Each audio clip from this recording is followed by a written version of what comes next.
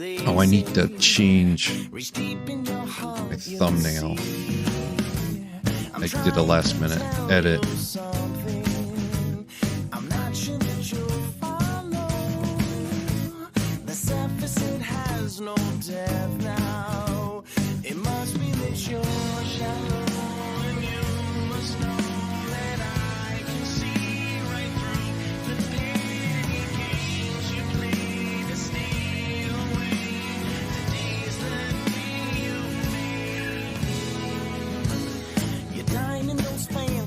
Restaurants, you think that you know fine food.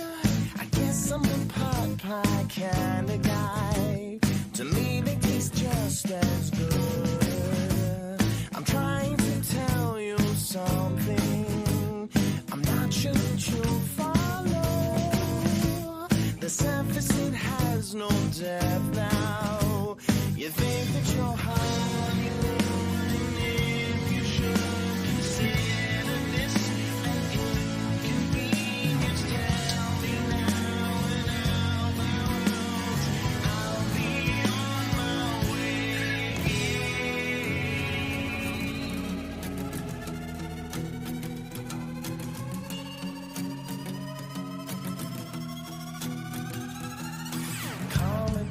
It's not right, but there's something that just can't find. It's you, babe. It's you, babe. I know I may not be your speed, an ordinary Joe. Indeed, that's me, babe. That's me, indeed. I love the taste of cool, fresh air. It's safe to say I've been there. The clouds in the sky.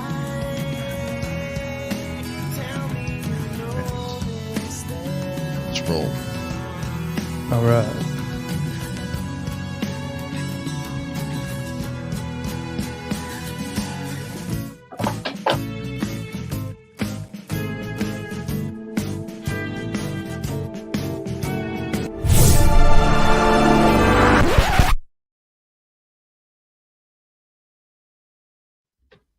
Good evening. Good evening. Welcome to Tux TV. I'm your host, Jimmy Tux. And I have special guests. Oh, I didn't want to show that too fast. I got special guests. I have the crew, Justin and I Killed Earl, and they've got a brand new channel that does the short six. What's Deep it? Six. What is it called? Deep Six. What? Deep Six. Deep Six. On Wavelength. On Wavelength. Yeah.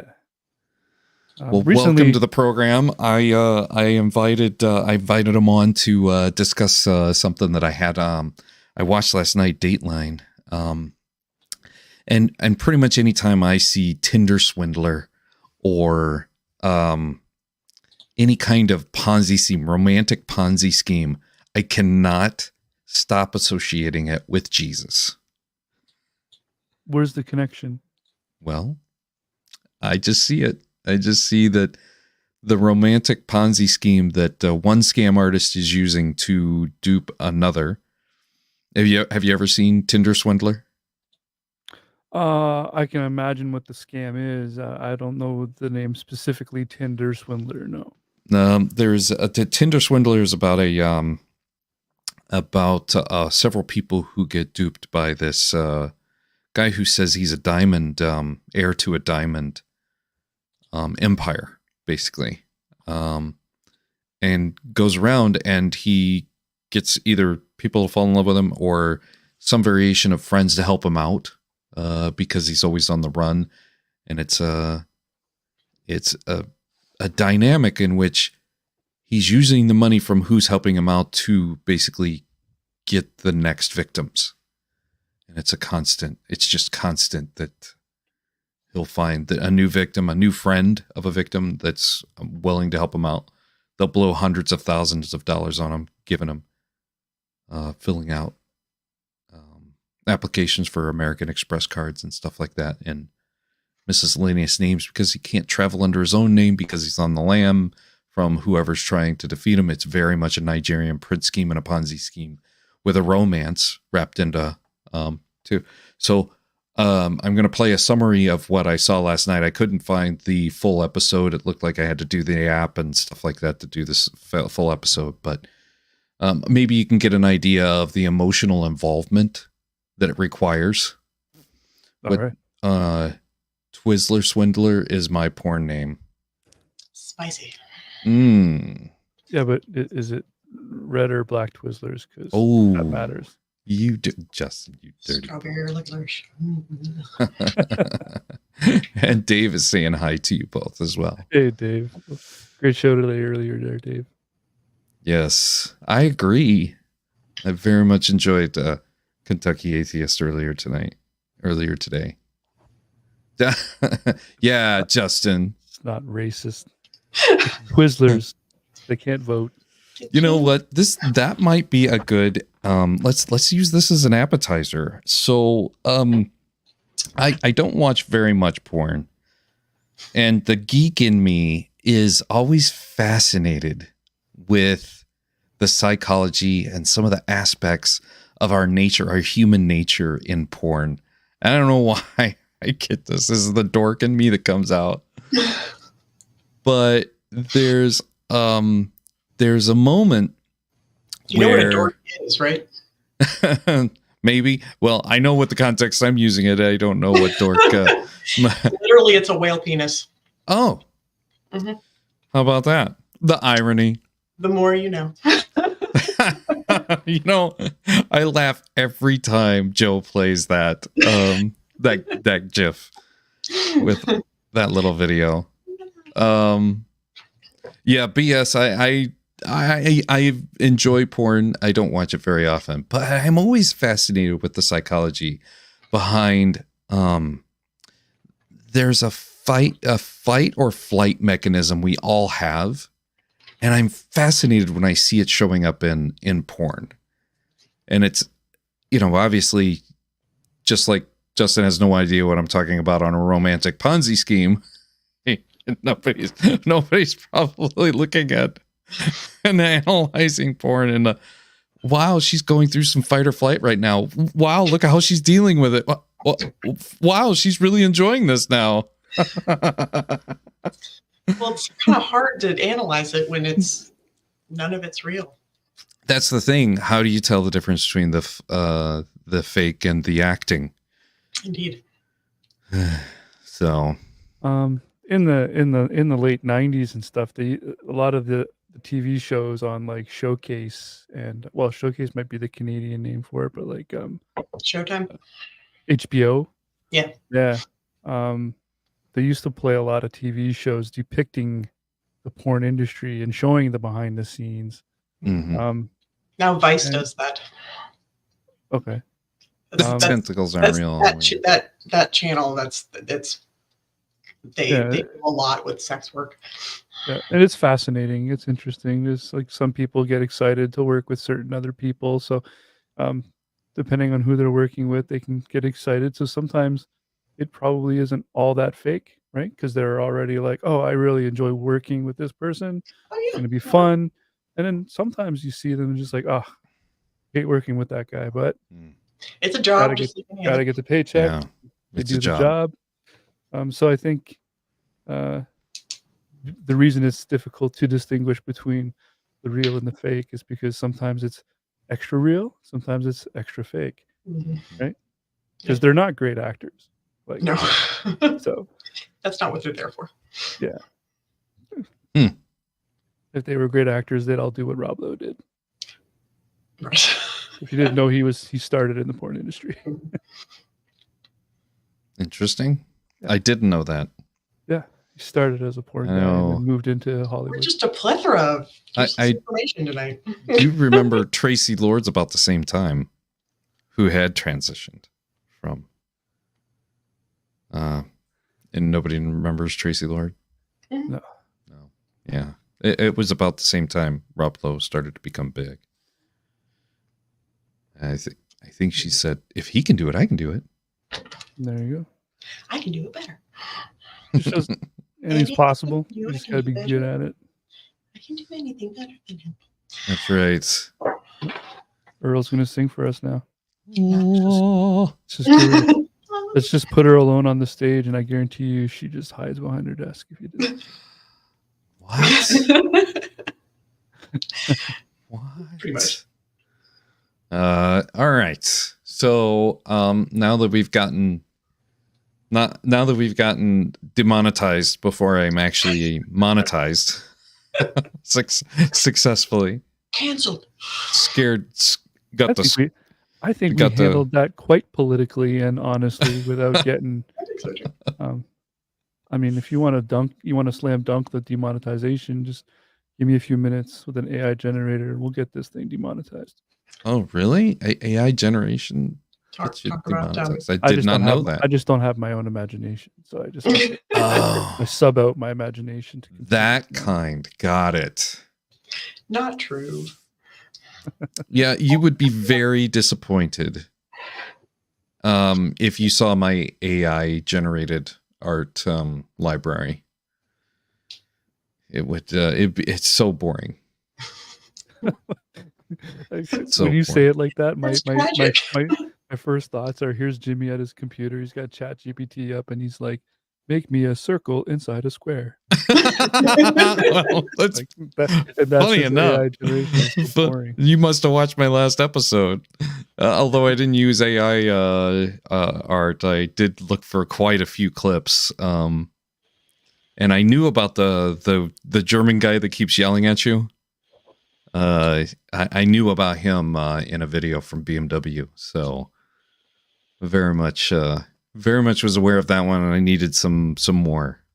There's and maybe I found too many.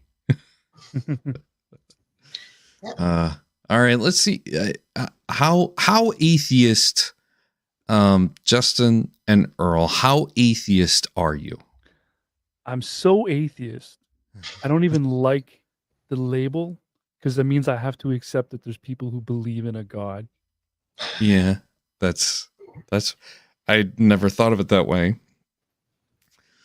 I'm about it on the the Dawkins scale. Mhm. I'm like a 9.9. 9.9. I would say if I'm referring to atheist as there is a God creator, in terms of I really don't. I can go out to my front yard.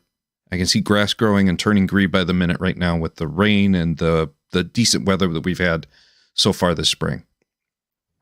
I don't really know where the dirt and the organic matter that the grass is growing from.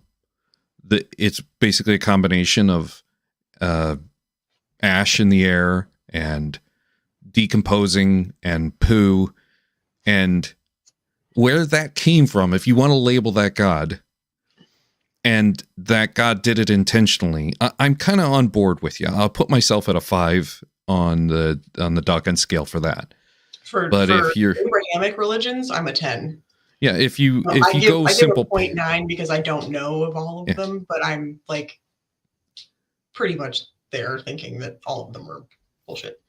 Yes, I've got my Irish on tonight. I have to say hi to Robin Webster. Sorry, I have to. Oh, I know. Robin, you are fantastic, by the way. I'm gonna get a sign made that I can just hold up every time I see her. Robin Webster. Like, you don't even need to watch my last live episode. You can just look at the meme that she came out with 2 days ago. It summarizes in a 10-second read everything I said. I took an hour to say. Well done, Robin. Hopefully I influenced you. Hopefully I get to take some. Hopefully. So I would say the problem is there's a God and a Jesus there that I just know without a doubt. I'm an 8 on the Dawkins scale that only goes to 7. The Dawkins scale only goes to 7, by the way. Oh, So, that's right. so I kind of wanted to start with a little warm up with a person who I need to rewind it a little bit. There we go. This was a nice little short that I came across, and hopefully enjoy. People in a godless society, they don't like the idea of God. And why would they? Because the idea of God, it goes against everything they want to do and everything they believe in, all the things they take pleasure in. Oh, that is very nice, short, simple. Isn't And wrong. amazing? So much wrong in so little time. I know, right? Even if he were right, even if there was people out there who were like, no, I don't like your God because I want to do all the things he told me not to do. Yeah, He still doesn't have any proof his God is there. right. Well, Yeah. his logic doesn't even work. If you want to sin, you ought to be a Christian, because all you have to do is, claim Sky Daddy, like repentance, and then you're good. You're good. Like it's a get out of jail free card. You've got there's no issues. If you're an atheist, you actually have to take accountability for the shit you do. I was raised Catholic, and as far as everyone's concerned, all I got to do is have my last rites and confess before I die, and I'm good. Right.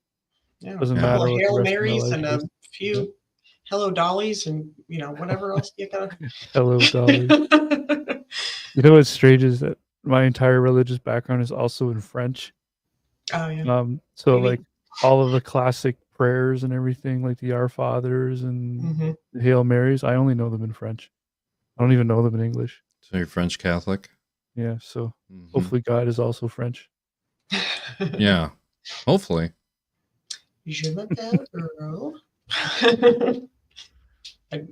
I took 5 semesters of 5 years technically of French, and I can still read it, kind of, but yeah, je m'appelle Earl. That's about it. Yeah, that short was definitely that was an amuse-bouche. It wasn't even an appetizer. An aperitif. Yeah, that was very, very simple. That was just a sip. Yeah, it's a classic straw man. And frankly, I don't care. Yeah. It's okay. What is it? What am I doing that Mhm. your God would be so against? Right. Yeah. Like, Yeah, he acts like all of us would go out and commit murder. Like, Yeah. it's absurd. if someone's not looking, I kick their baby stroller into the middle of the street and run away the other way. Like, no, I'm not doing that kind of stuff. Bye. Yeah.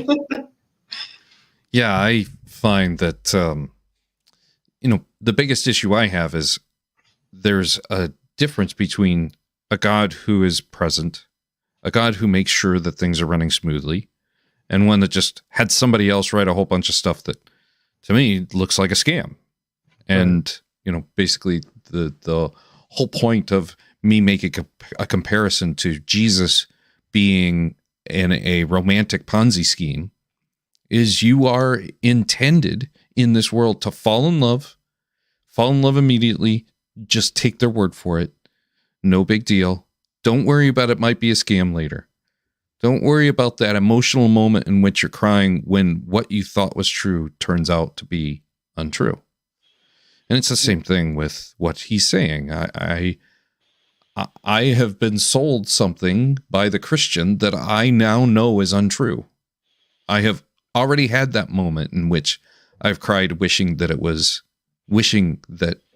I was told something to be true that I now know isn't.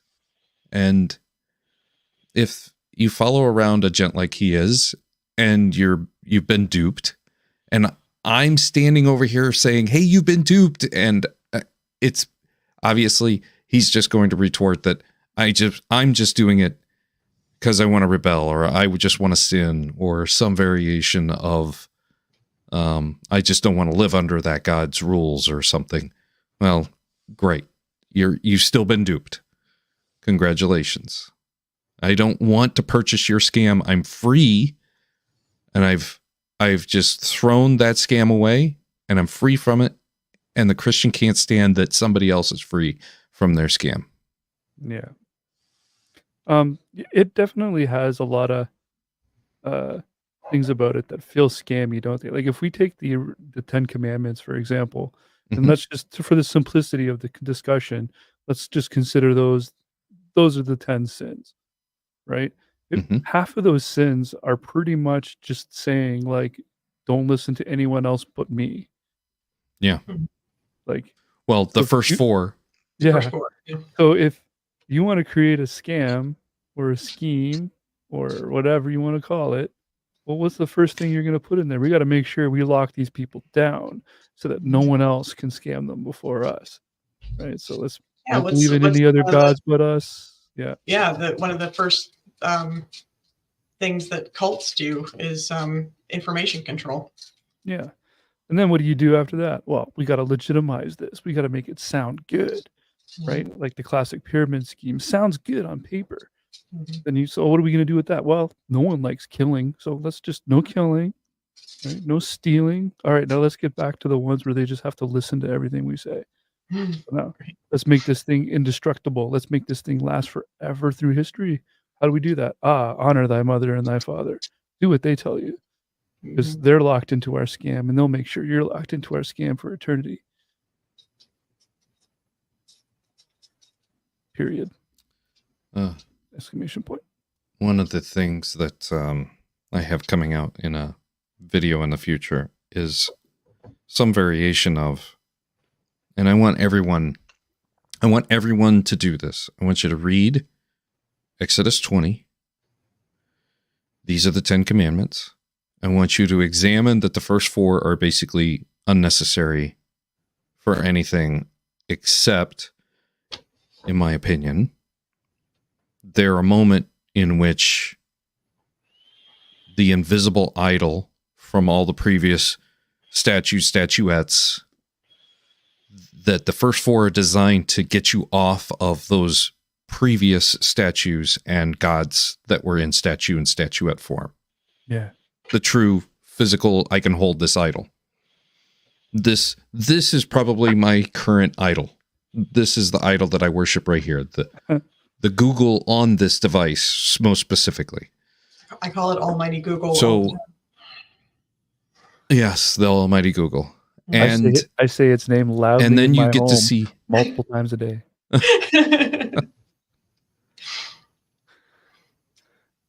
I can't and have one of those. and then I want you to read immediately following Exodus 21. And I want you to compare the instructions and details of Exodus 21 and its subject matter compared to Exodus 20 and the most important thing on God's green earth, the 10 Commandments. That is my challenge to everybody. Being a little bit familiar with Exodus 21 Are we already. still on? Yeah, we're still on. My screen's frozen. Okay. No, everything looks good here. We Oh, got you're people moving watching. again. Yeah. I think Earl just muted herself Okay, for a good. moment for some reason. Yeah, being a little bit familiar with Exodus 21 myself already, I find it interesting even that they put like probably the most cited, most viewed, most intriguing part of the entire book of Exodus. And immediately after they have like, now that we've got your attention, it's almost like yelling sex in a room. And then it's just like, okay, now that I've got your attention, here's what I really want to tell you. That's what it kind of feels like. Yeah. Well, to me, it feels like it's the 11th commandment and the first 10 don't count. Right. Or the first 4 count. The next 6 don't. Yeah. And the true 7th commandment is Exodus 21. Honor thy neighbor unless they're a slave.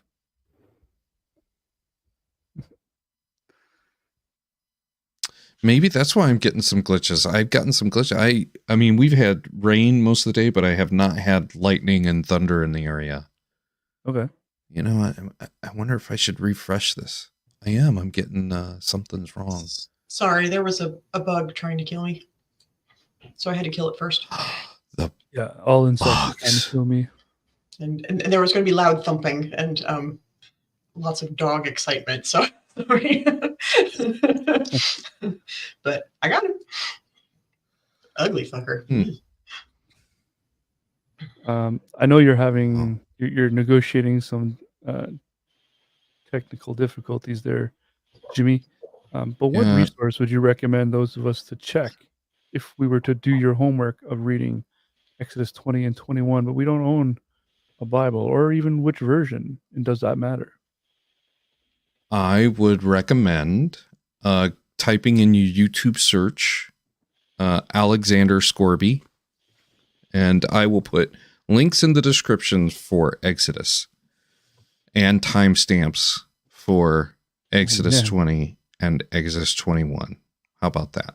You're a better teacher than me. I'd have just told my students to Google it. Google it. I have the skeptics. If you want to read it, then you. Sorry to cut over you, Earl. I have My the internet Skeptics is Annotated Bible, and then the Critical Quran. Those are very helpful. Did you notice Helpful. a new program on Netflix recently as well? It's the Mrs. Tux just watched Messiah.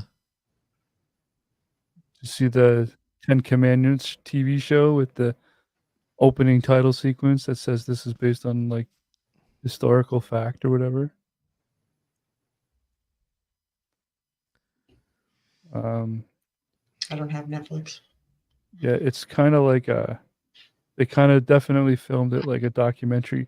It so reminds me of the Flat Earth documentary.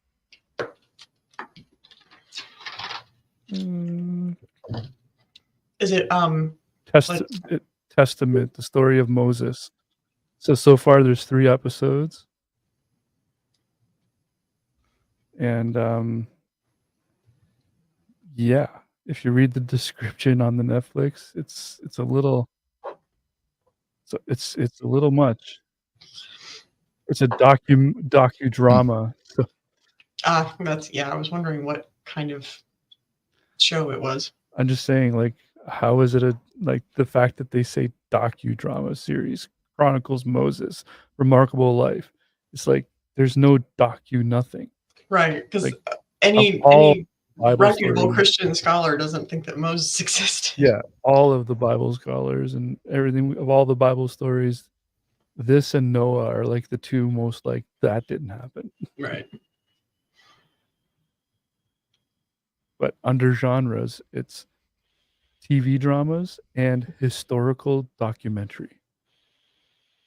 That's interesting. That's got me this close to like canceling Netflix. Yeah, that's pretty manipulative language. I'm fine with the other stuff, TV dramas, faith and spirituality. This show is inspiring. Like, well, fine, whatever. But you put historical documentary, and you're basically saying this happened. To the best of our knowledge, this was a real thing.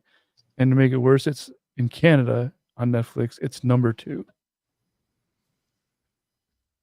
So, would I enjoy it? So there's, I don't know if it's a trend or what, but there's another show called The Chosen, and the production value between both of them is insane. I'm talking like Game of Thrones level. So it would be hard not to enjoy it. But then when they put that much effort into production and they say it's a documentary, it's a little triggering.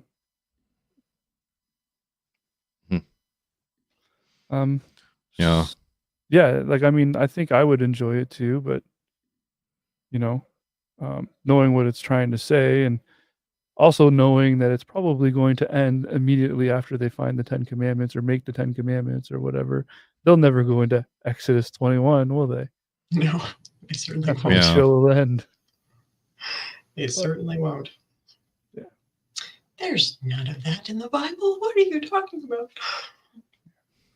I am glad that most Christians now are at least recognizing that slavery is condoned and endorsed and all that kind of shit in the Bible. Like they don't try to, that's not in there, at least the ones that I come across are at least slowly coming to the realization that their book is full of nasty shit. And then the program The Chosen, of which I really want to check out, It's the story of Jesus, and it's about to start its 4th season. It's 100% crowdfunded. Under genres, it's just TV drama. So there's a disconnect there. I don't know. Just, anyways, I don't know if you guys have it in US or whoever else is watching what's on your Netflix, but Testament, the story of Moses. I'd be curious to know if they categorize it the same way in America. If it's even on American Netflix, who knows? If not, that's what a VPN is for. Yeah. I've never used one. Well, not directly anyway. I take that back. I did use it one time. Back when Versus was still about and a Blackhawks game was blocked. A big playoff game was blocked because Versus didn't have rights to local something. Oh, it was huge. Huge. So I think I found an illegal way to stream it. So what do you got here for us? Nature crimes. Oh, this is old Andrew Womack. And Okay. I believe Andrew Womack is a huckster, but he is a good slick. He's As much makeup as he's got on, he's competing with Trump. Oh, he's amazing. And I think he's a huckster, but he's going to tell us why we should just fall for Jesus hook, line, and sinker. All right. Spirit, and God tries to reveal Turn him up a himself little to bit. him and his ways unto him. But people just hundreds of times over and over and over push the Lord away. They don't think on the things that the Lord is speaking to them. They harden their heart towards it.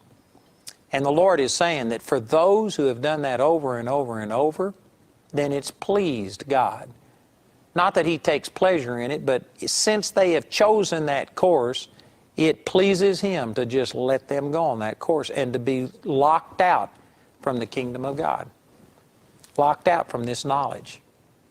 Boy, this is a strong statement. And then he said in verse 16, but blessed are your eyes, for they see, and your ears, for they hear. For verily I say unto you that many prophets and righteous men have desired to see those things which you see and have not seen them, and to hear those things which you hear and have not heard them.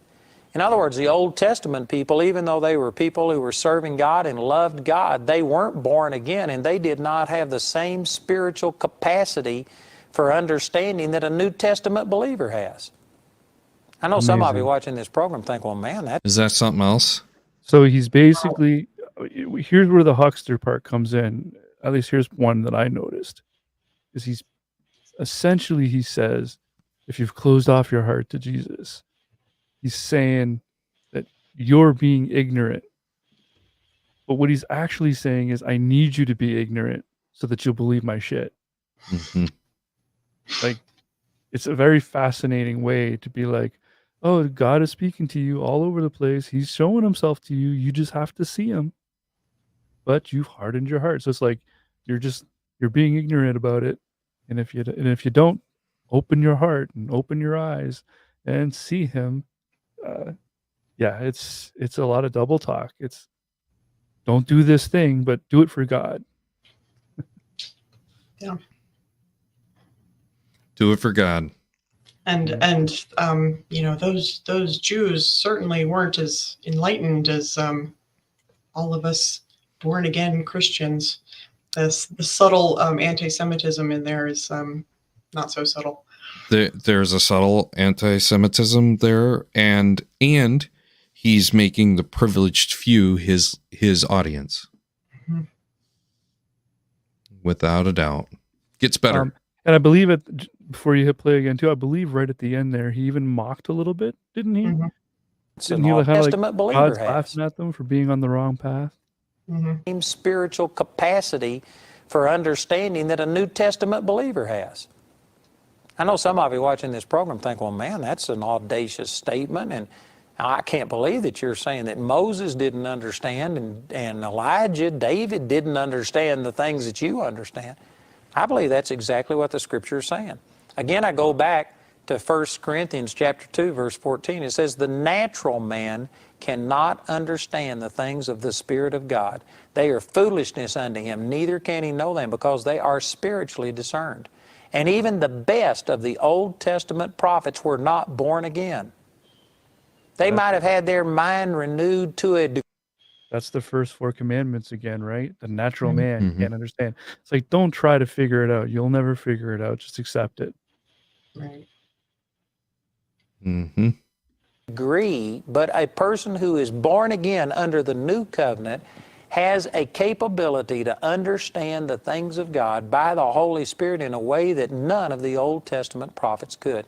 And it's even referred to, it refers to this in 2 Peter chapter 1, when it talks about how that these Old Testament prophets earnestly sought and desired that what they were saying and what they were prophesying, they tried to get the revelation of it, and yet they couldn't get it because it wasn't revealed unto them. It was prophesied for us.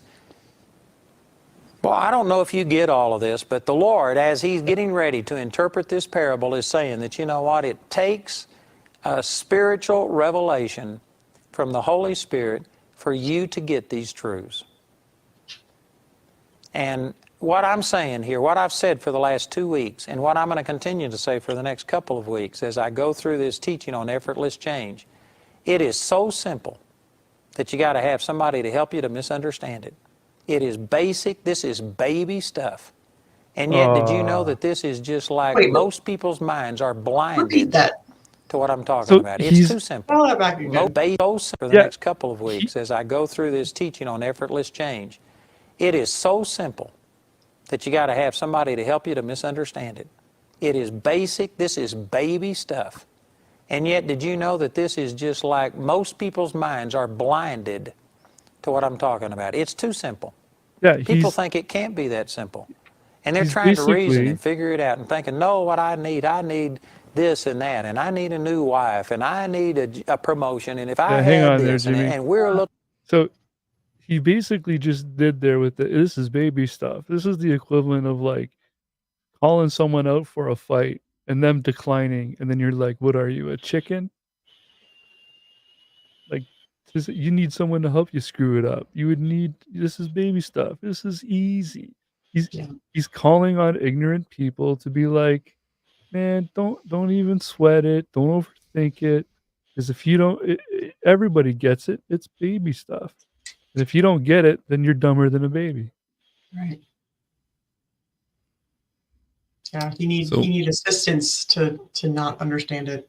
But don't ask anybody for help in understanding this stuff. Yeah, they'll lead you astray. Reminds me the way he's selling this. It reminds me of let's share this. Let's put this back on. It reminds me of anytime you watch an infomercial I was going of to say some like an sort infomercial. on how hard things are that are just, to me, just if you do them on a regular basis, they're just simplistic life. But they're so hard when I'm selling you something. Yeah. I can't open the pickle jar. Oh, the pickle jar. Oh, the strong guy can't get the pickle jar. Yeah, where's my man? Oh, my back aches. My foot aches. Oh, let me show you it's the so tool hard. that makes it baby stuff. Like whenever you see a guy like Andrew Womack telling you how nearly impossible something is, that's what it reminds me of. The scam. Oh yes, the hose. Yeah. Oh, the hoses are so. Oh, I so and badly mowing the want lawn their- and the hoses. I so badly want there to be that episode of Friends where Joey is on the infomercial with because he can't open a carton of milk like a human being. He tries to open it, he tears it apart, and there's milk everywhere. They give him this little screw thing to put in, and he can't get that right either, so he gets fired because he can't use the gimmick.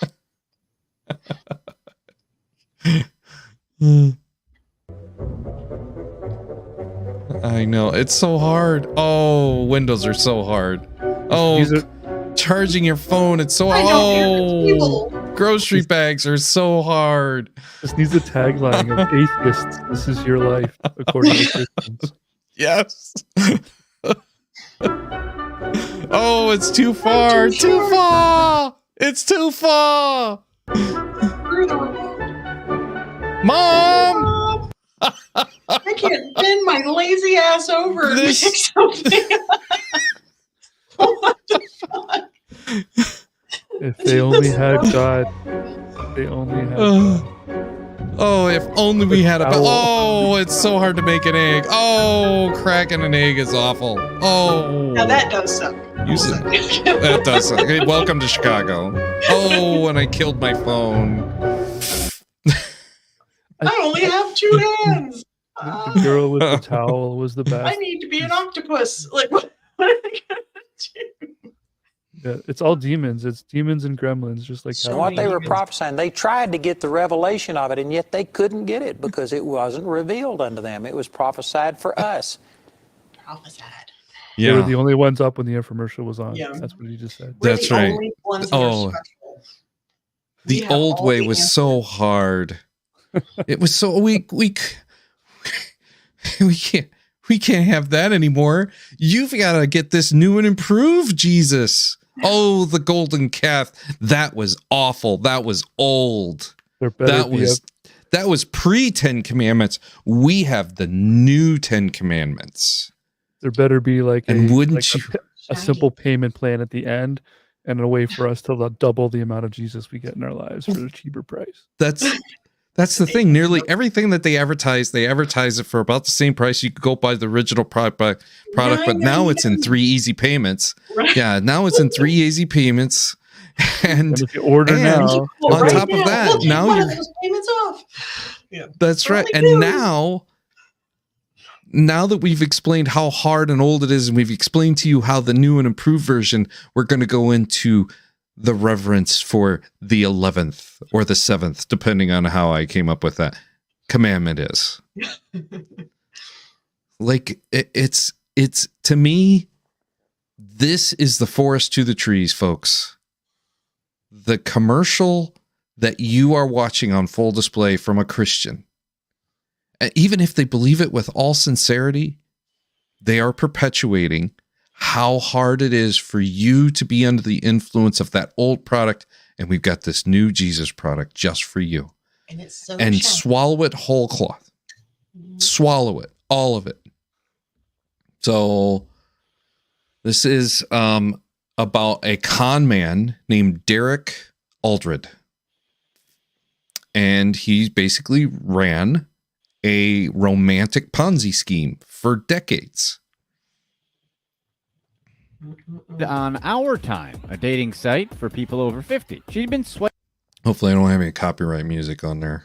swiping for days, sifting through dozens of desperate, sad, and secretly married men in the St. Paul area before finding Aldred. However, he went by Richie Peterson at the time. Richie was a 45-year-old retired war veteran studying to be a political science professor. Like Missy, he had multiple kids. Missy liked his profile, hoping the only decent guy on this site would mess. Richie What's that, Peterson Earl? is just an automatic red flag. Yeah. the He's name. got Richie Peterson, I said he Dick had bad veneers. Might Bad have just veneers, yeah. He might have just called himself Favorite Mike thing. Johnson. Like it's just red flag. It's the most Yeah. generic name. Yeah. Yes. Message back. A few minutes later, her wish came true. Richie sent her a message. They sent messages back and forth, exchanged phone numbers, and talked on the phone all afternoon. Missy wanted to meet him, but Richie was vacationing in Hawaii at the time, so the two planned a date when he came home from vacation. A couple oh weeks goodness. later, Missy met Richie for the first time. He was even more impressive in person. Richie spoke intelligently, listened, and seemed interested in a serious relationship. Eventually, Missy decided to introduce Richie to her 3 daughters. It was a big risk, but it paid off. Her girls Wait. ended up Can we just talk about how low the bar is for women dating these Yeah. men? He listened to me when I spoke. He was interested in dating. Like, can we please talk about how women need to up their fucking standards and not just lob on to any fucking idiot that's just like, oh, I'm listening to everything that you say. No, that's just basic like human decency to like be interested in something that somebody has to say. Like it infuriates me how much bullshit women are willing to put up with to get a date. It's okay, continue. Yeah, no, I get it. It's basic human interaction. Yeah, Those same men that they're excited about. Oh, he listens to me. It's right. like, yeah, no, he listens to his buddies too. Mhm. He listens to his mom as well. Right. He's Yeah, just this is listening not to you. special. Yeah, he's not being special Yeah. by like doing the bare minimum. Yeah. Like we're talking about the bare minimum that is required to Every have man a in relationship a with new someone. relationship is going to be on his absolute best behavior.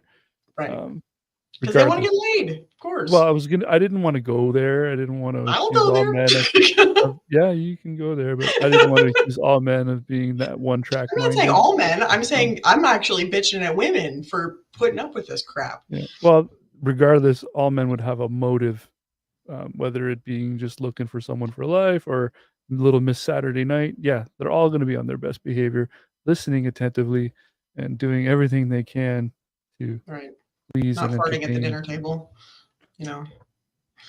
I don't know And if you can get away with that. If you can fart at the dinner table on a first date and she doesn't leave, hang on tight. That Nope. one's to keep. Nope. My ex-husband swore that I just didn't do such things. It just was fairy dust. Wow. It didn't matter. We could have been married for 100 years and I still would not. Nope. I got a shy asshole. That is not going to happen. Not in front of anybody.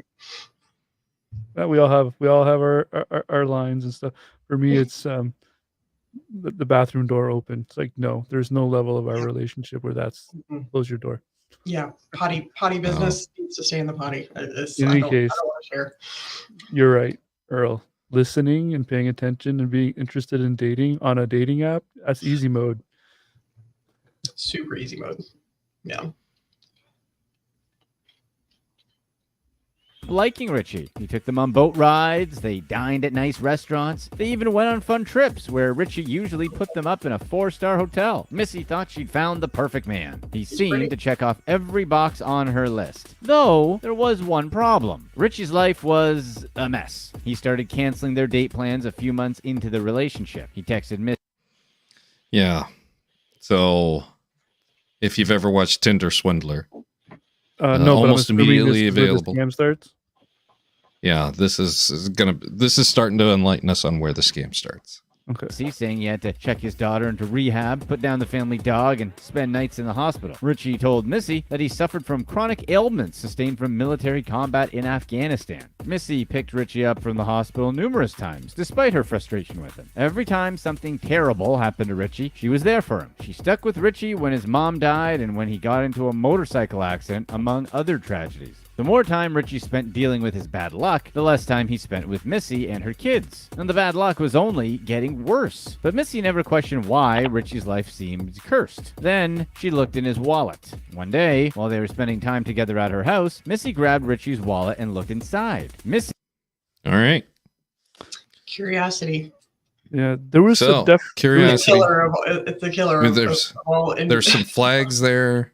Before we get to the curiosity, though, there were so many similarities there that we could draw in that guy's presentation to the sermon you were showing us earlier, right down to like, this idea of bad luck and that he suffers from chronic ailments. And it was very.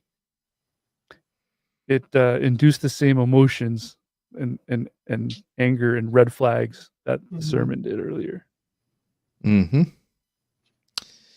The takeaway I have is we can eliminate the possibility that Jesus is a scam by finding out if Jesus is a scam.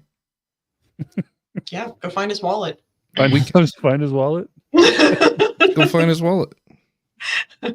Funny, some Christians think we did. Go look through his phone. They think they found the shroud, right? That pretty much would be his wallet. Yeah. Anyways, all right, let's see what she found as if we don't know. A nagging feeling, like an instinctual urge to look. There was something off about Richie. She opened the wallet and took out his ID. Missy was expecting to see the name Richie Peterson. Instead, she read the name Derek Milan Aldred with the picture of Richie printed next to it. Missy dug deeper and found several credit cards belonging to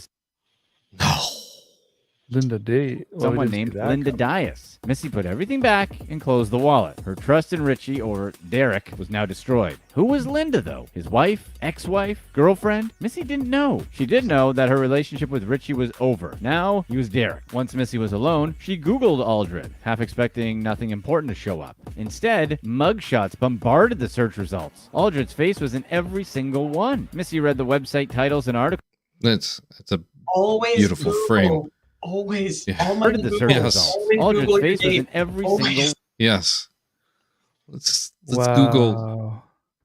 Let's Google the Jesus H Christ and see if there's a fraud alert. I'm a nosy bitch. Like I go deep.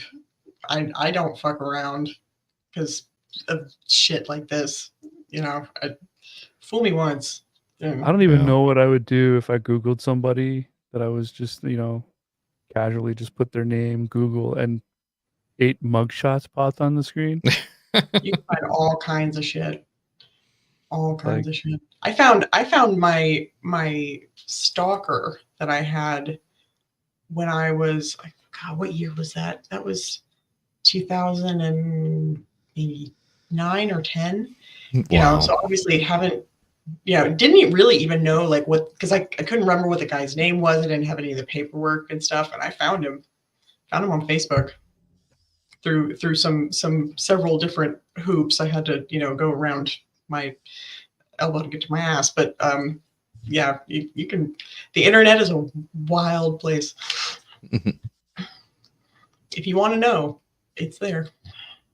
One. Missy read the website titles and articles underneath the mugshots. They said things like career con man and master of deception. At first, Missy didn't know what to do with this information. Most people would call the cops. However, Missy didn't want Aldred getting away, as he appears to have committed several times in the past. Missy found, in great detail, a laundry list of Aldred's crimes on the internet. Then Missy says she remembered the name of Aldred's credit cards, Linda. And after some more intense research, Missy found her. She sent Linda a Facebook. Oh yeah. Oh yeah, I When love. women get together, man. That's That's what it is. When scorned women get together, man, it's World War She III. could have just went, oh, I don't like you or trust you. Here's your wallet. Get out of my life. Leave me alone. Or even Oh, just called the police and he'd get another 9th mugshot. No, Mhm. she's like, no. Let's rehearse Death of a Salesman with his ex. Indeed. Yeah. Message, hoping she'd respond. Missy waited until Linda finally messaged back, though it wasn't what she expected. Missy wasn't what Linda expected either. She initially thought Missy was a jealous ex-girlfriend trying to break her and Aldred up. Yes, Linda thought she was dating Aldred too, though she called him Rich. Linda, a retired military vet, met Aldred on our time as well. He manipulated her the same way as Missy. For example, Aldred knew Linda was a conservative Christian and made sure to say a prayer on their first date. Linda went on several more dates with Aldred, who claimed to have a Purple Heart. Eventually, she started inviting him over. But when she lost her job, Aldred invited Linda to move in with him, and she said yes. In fact, Wow. Linda was sitting in Aldred's house when Yeah. The amount of commitment and energy. The dedication this Oh takes. my god. I don't, there's not enough energy that I have in my whole life to dedicate to bullshit like this. The amount of like concentration to keep all those lies together, like even to react normally to the various names that you're using. Like, Was it even profitable for the level of work?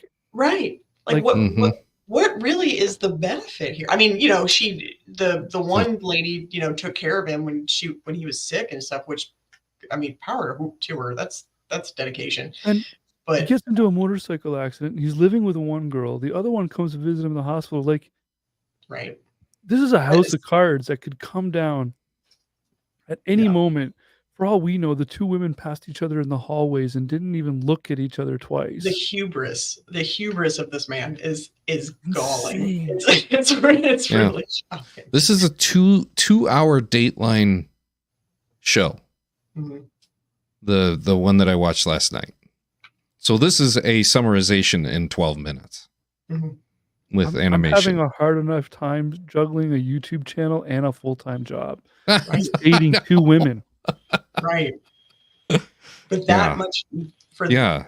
that's a lot of effort to put and to I mean, was there tell me more. Was there When she financial first read gain? Missy's message. Well, we're Baseball going to bat. get to that, Yeah. but I want baseball bats. Let's see. but it's estimated Sure around is. 2 million. He swindled basically about 2 million out of the roughly 25 women Wow. he was in contact with. 25?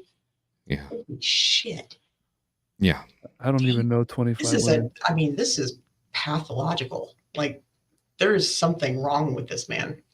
Yeah. All right, let's see how Yeah. how this goes. Linda answered cautiously, still assuming Missy was a jealous ex. Then she opened the links Missy sent. The links took Linda to Aldred's mugshots. Linda recalled reading the list of crimes and staring at the photos, thinking, how do I get him out of the house? The 2 women devised a plan to do just that. Get Aldred out of the house where the police could safely arrest him. Aldred put their plan in motion when he asked Linda to drive him to the hospital again. Something was bothering him. Linda eagerly drove him to the ER, dropped him off, then called the police on her way home. The authorities arrested Aldred and took him into custody. They called to let Linda know they had him. She relayed that information to Missy. Both women were relieved to have Aldred out of their lives, but now they had to deal with the repercussions of letting him in. Linda looked at her bank statements after Aldred's arrest and figured out how Rich made their time together worth his while. Aldred found Linda's emergency credit cards while snooping around in her jewelry box. He snatched the cards, called the companies, and ordered copies of each one. Then he used them to fund his successful-looking lifestyle. The fancy boat, 4-star hotels, expensive restaurants, and fun trips to Hawaii were all paid for with Linda's money. She also discovered her shrunken retirement fund, realizing Aldred paid for that too. How? Now Linda I know. So The okay, audacity. How do you get access to somebody's credit cards like that? well, even that, I mean, even just having I- the I physical could- one, but like I can see that. My question is like, so he orders copies of these credit cards. He goes pays for an expensive dinner and boat trips and stuff. Where is the bill shit. going? Right. Why are the credit card companies not calling after Calling. no money is paid back? right.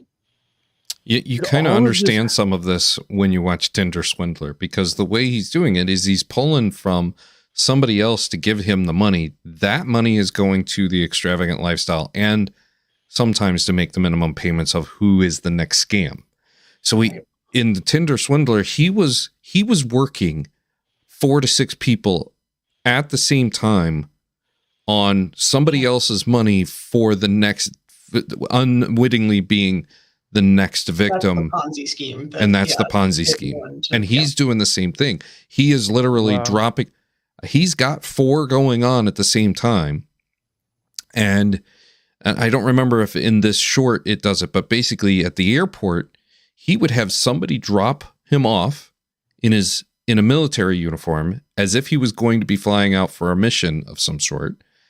And then he would walk to another terminal and have another girlfriend or love interest picking him up half hour later, and would basically do that cycle of drop me off at the airport, drop me off at the hospital, pick me up at the hospital, drop me off at the airport. Well, there's always they're like ships So in the there's night. so yeah, there are always ships in the night, and he's so obviously he has 4 on the hook.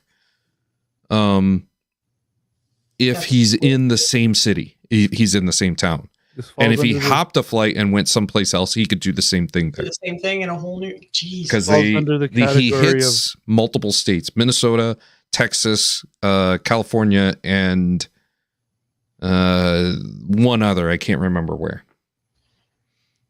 This falls under the Linda found category of like supervillain, and Yeah, when you're like, for why would sure. you choose to use your powers for evil when you could do so much good? Right. Like, Yeah. Mhm. Snaps his fingers to eliminate half the people in the universe. Why didn't he just double the amount of resources and everyone was Right. good? But Yeah. Mhm. Excellent point. unemployed, in six-figure debts, and hardly any savings to fall back on. She also had to pay Aldred's rent since the lease was in her name. Missy and Linda also figured out why Aldred needed to visit the hospital so often. It was his swapping place, where one of his girlfriends dropped him off and another picked him up. The question Linda and Missy had now was, how many other girlfriends did Aldred have? Linda, who was still living in Aldred's house, received a package addressed to the con man himself. The package contained a bottle of whiskey, chocolate, and a get well soon card by a woman named Joy. Linda read the sender's address and realized Joy only lived a few neighborhoods away from her. She contacted Missy and told her about the package. The two women decided to contact Joy and tell her the truth about Aldred. Instead of talking to Joy directly, Missy and Linda compiled a collection of articles on Derek Aldred. They left them on Joy's doorstep along with their contact info. Joy responded immediately. Linda invited Joy over to her house where the two swapped their oddly similar stories. Joy, an IT professional, met Aldred, or Rich, on our time. Aldred told Joy he was a professor and volunteered at homeless shelters on. Of course he did. I feel like all the names were changed just for this though. Like the app is not called Our Time, and the guys or the girls are not named Joy and whatever. I don't know. I think on the I think some of them were using their name. Our the Time documentary. is a real site. Oh, is it? Mm-hmm. Yeah, it's for singles over 50. Okay. Crazy, but I applaud their approach. It's a lot better than just like, getting out and then like not having it be your problem anymore, kind of thing. Mm-hmm. Oh yeah, I'd be wanting to burn his ass to the ground. We just had this conversation. You fuck with my time, you fuck with my money, you are dead to me. I'm coming for you. And if I lie, if I fuck with your time, fuck with your money, and I lie to you, I'm dead to you. Right. Yeah. Then I told Earl, and it says, "What if I lied to you about how much your time was worth?" she did not think that was funny. No, it was funny, but yeah, it's a good way to make me think murderous thoughts. A lot of women approach me on social media and act a bit weird in comments that are vague enough to see it's fishing trip for a horny, lonely guy. Oh, okay. Mm-hmm. I used to get, just being online, like during the pandemic, there were guys that would, like try to send me a picture, and it was summer, but he's got a scarf on, and I'm like, do you have any current pictures? I was like trying to date or whatever, like in this online market. It didn't go well, but like all of his answers were very vague, and then he couldn't possibly send a current picture, that wasn't several years old. It's like, this is like, where are you, in Dubai or some African country somewhere? Bullshit. Can't trust anybody. Yes, BS. Her name was Christy. That is one of the funniest videos. That is one of the funniest videos. BS, you were a pure genius. Mad phishing scam genius.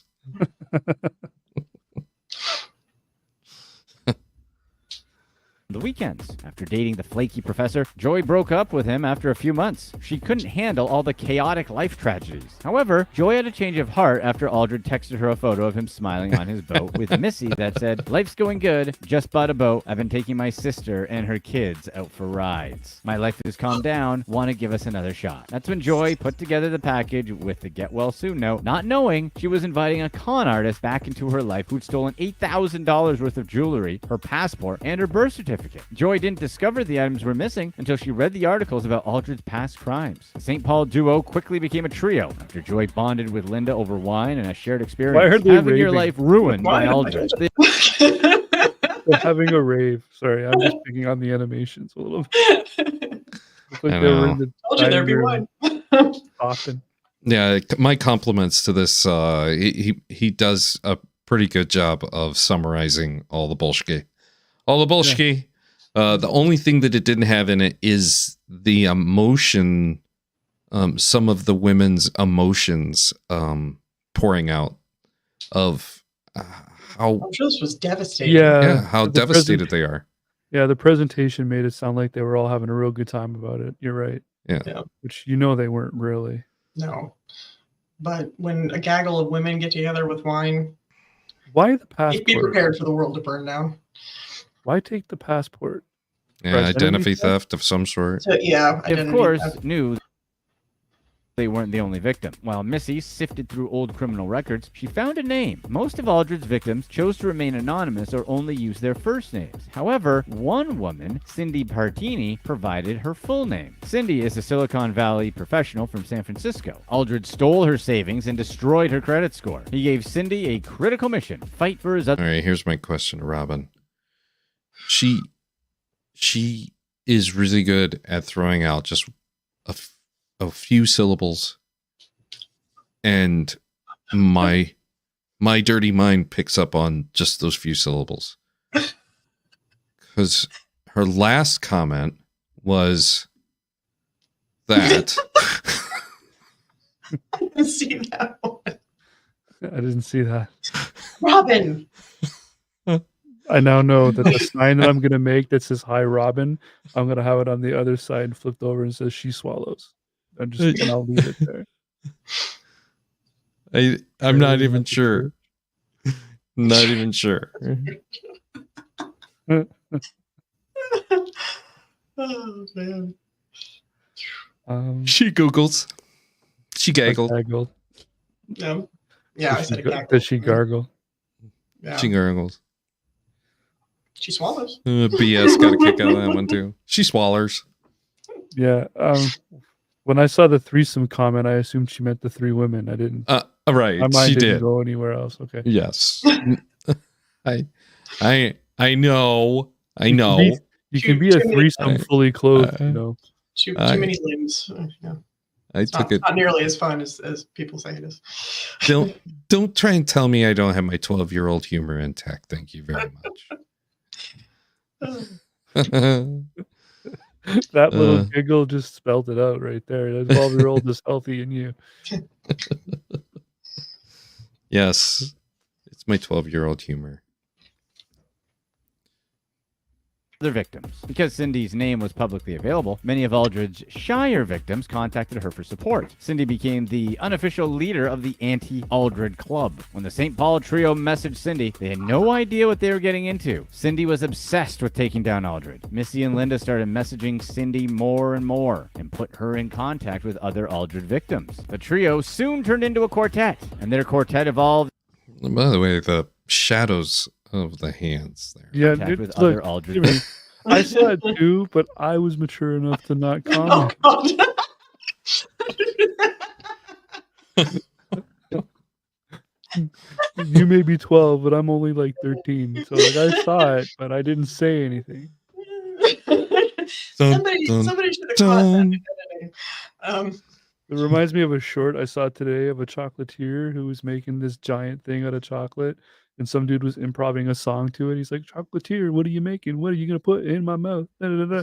And as he's putting it together, it starts to look a little phallic. And he's like, "Wait, what are you making? What are you putting in my mouth?" And then it carries on, and he's just making a snake.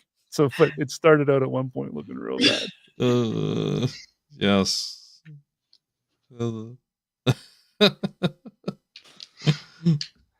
Oh dear. The trio soon turned into a quartet, and their quartet evolved into a network. Even though many of them lived in different parts of the country, the Okay, Aldred cool. victims found community. Like some Now we busty. know a network is 4 or more. Anyone's wondering how many is a network? And he has a type. Definitely a boot guy. Oh my goodness. Are we having a good time? In each other's shared I think so. experiences. And they would need to stay together now more than ever. Aldred was on the loose once again. When Linda had Aldred arrested at the hospital, the cops only held the con man for 48 hours before releasing him, with plans to find a more substantial charge to peg him with. But as expected, the police Fraud. A lot Fraud's an happened easy in one. 40 a lot happened in 48 hours. Like, I appreciate the presenter's way of cutting through the bullshit and keeping it simple for us to understand, but they arrested him. He only had him for 48 hours, but in that time, the duo turned into a network with a website and like I think the timeline might be a little. yeah, I think there's some creative control over the timeline there. I'm also reminded of um, 2.5 Men, that show where some women put up a website about how terrible Charlie is. Oh And my. he starts going around to like try to redate these women so that he can have them change his comments and their reviews of him on the They're website. just or something. reviews. Yeah. That's funny. Anyways. Like he's Yelp. Police took several weeks to find more charges. By that time, Aldred was out of Dodge and his whereabouts unknown. The Aldred victims were beyond frustrated. How could someone like Aldred get away again and again after committing so many crimes? Aldred primarily scammed his victims via credit card fraud and transferring money from savings accounts, which is difficult to prove if you're close to Love the symbolism of phishing. Yeah. Phishing scam. With the mask on. someone. It's Linda super lived with villain. Aldred. They, on paper at least, bought groceries together, paid the bills together, paid rent together. Since their finances were so intertwined, Aldred could make a reasonable he said, she said argument. She said I stole her credit card information, but I say she gave it to me willingly. The Aldred victims needed to catch Aldred doing something bad enough to keep him in jail for more than 48 hours. With Aldred on the loose, Missy, Linda, Joy, and Cindy spent countless hours on the internet and social media looking for any new headlines and warning women that Aldred might be in their city or town. The Aldred victims had figured out. So Yeah. if I was on Facebook as a woman and I saw a bunch of women just like, watch out for this guy, bashing this There man, are I would. countless pages for specific cities that it's like, have you dated this guy? And and they just send it out into the ether. And if somebody has in fact dated them and had like a really awful experience, then they can like link up and I would still notes. think that these are just a whole lot of butthurt women, and that like I would almost automatically end up feeling sorry for him. I don't know. I guess what I'm saying is like depending on how they present this attack on him online, it could appear more. It could draw sympathy as It could well be as like vindictive, awareness. you know? Yeah. Maybe, but this is The pretty type of- egregious. Yeah. Woman he liked to con. Professional career woman in their 40s and 50s, preferably divorced with children. To track Aldred, Missy messaged his cousin-in-law, Vicky, asking if she knew where he was. She told Missy that Aldred had fled Minnesota and stayed at his mother's house in Sedona, Arizona. After seeing the mugshots and listening to the victim's stories, Vicky decided to call the police on her cousin. Aldred had an outstanding warrant for DUI in Arizona. However, the Sedona police only kept Aldred in custody for 4 days. After Aldred fled Arizona, the network only found leads after they'd been victimized. They welcomed the new victims into the community while agonizing over how close they were to catching Aldred. The victims turned sleuths felt hopeless and isolated at times. Despite their efforts, Aldred was still ruining their lives, and they had to hear every new victim's story over and over again. However, the Aldred victims weren't the only ones looking for the con man. Aldred's most recent victim, Tracy Cunningham, received a call from NCIS asking if she could help them catch Aldred. Unbeknownst to the Yeah. Okay. government It's starting to, involved. it's starting to sound very Marvel-esque.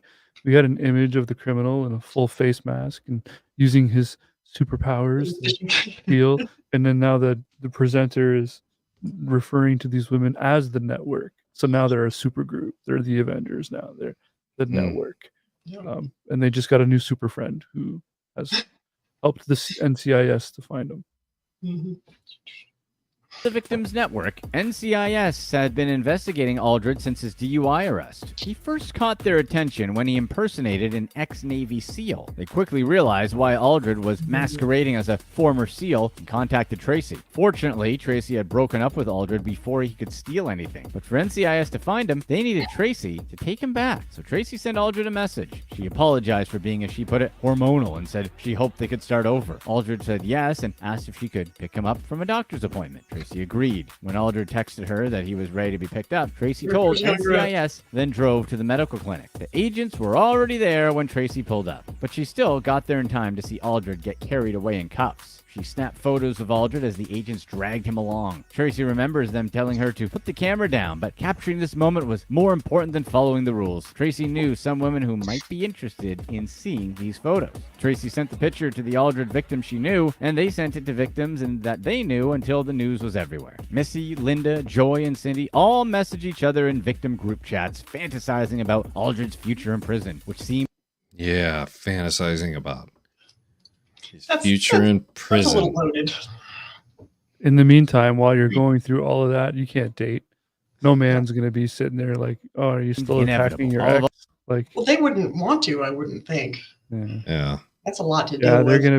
going to be injured too. They're not going to be very trusting. Mhm.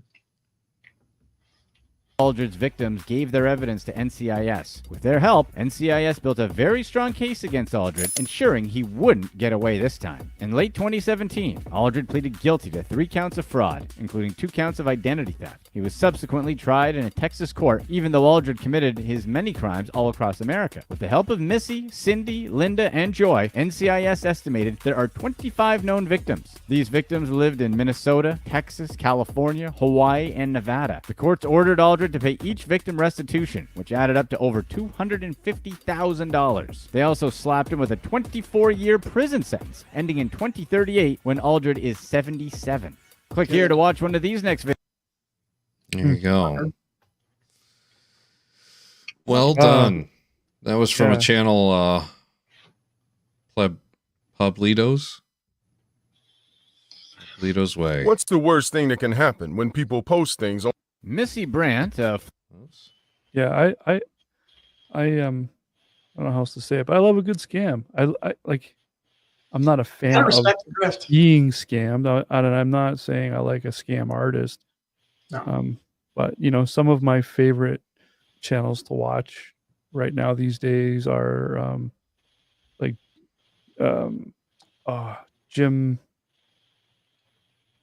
I can't remember his name right now, but those scam YouTubers, the ones that go out and they fight back and they try to get the money back. So there's The I'm ones actually, that do the call centers. I love those. yeah, Oh, I'm a yeah. little embarrassed that I can't even remember their names because I do watch them very, very frequently. But Pierogi and Jim, there's another guy named Jim who's like a real hacker. Like this guy, if you let him anywhere near your computer, he'll take control over it. Mhm.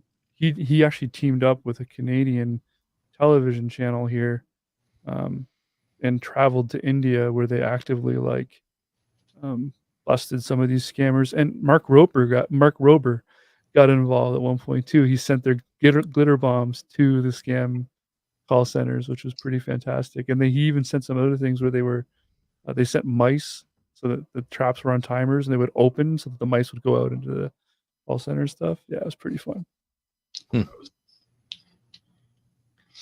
And then there was that new movie recently too, Crap supplies. Beekeeper. I don't know if you heard of that movie, The Beekeeper. It's all about scams where this man goes and moves in with this older woman who gets scammed, right? So he's like a farmhand helping her out, like a beekeeper, and she gets scammed, and she takes her own life or something because she can't pay the money back or something like that. And then he just goes and kills them all, like it's an action flick. Wow. Yeah. Goodness. Wow. What a bastard. Yeah. What a fucker. That was awful. like a real life CSI there almost. So what have we learned today? We've kind of learned that there's this aspect of Christianity where there is nothing you can do. Oh, did you catch the part about him on the first date that the one woman was a uber A Christian and he prayed with her. prayed. Yeah. Yeah. Yeah. To me, Now, is that a sign That's of good. the how easy it is to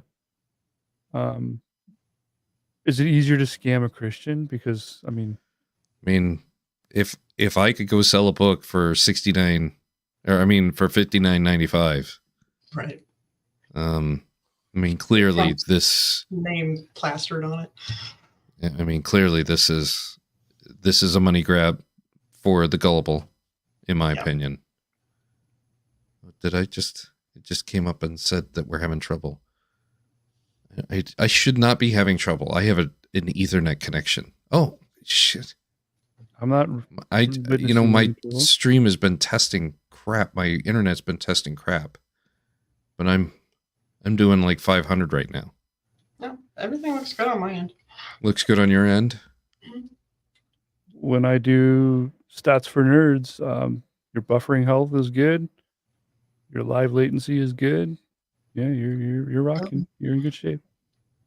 Well, you can't speed test while you're actively live streaming, Jimmy. That's Defeats the purpose. well, yeah. It's kind of like testing how fast your sports car is while it's towing a trailer. It's not really fair. Wow. Yeah. So one of my peeves about Christianity is if I present evidence that there could be a scam, like a Ponzi scheme, like a Nigerian prince scheme, like a phishing scam, and I'm told by Andrew Womack that you just can't, you've got a hardened heart, you can't accept this. Those guys back in the old days, they didn't have it right, but we've got it right now. You're a part of the privileged. It is the same tactic, I believe, Derek Aldred was using on the dating apps and the various women he was scamming almost. Oh, I'm sure there was lots of at will. blood bombing going on. Yeah. Christians are that's one of their tactics. That's very effective. Yeah, you're special. We have all the answers. I'm going to give you all of this everlasting life, and and then just the personal aspect of it too. When going in, you're meeting a new group of people, and they're super open and welcoming, and they listen to you when you talk, and all of that kind of crap. Yeah, that first clip you played us of Andrew Womack was very much like the speed round, the fast game, the quick scam, but it wasn't much different than the second video you showed of the guy scamming all these women. It's a lot of, if you don't do this, you're stupid and a child and a baby, but if you do all of this, then there's all kinds of love and affection, community, and everything waiting for you over here, right? So it's like you're either stupid, you with us, or are you against us? Like, which one are you? And no one wants to be stupid. No one wants to hear, "Oh, my heart is hardened. You're accusing me of being closed-minded." Like, oh, that's the seeds that they plant. Well, We're that's right at the gaslighting. Yeah.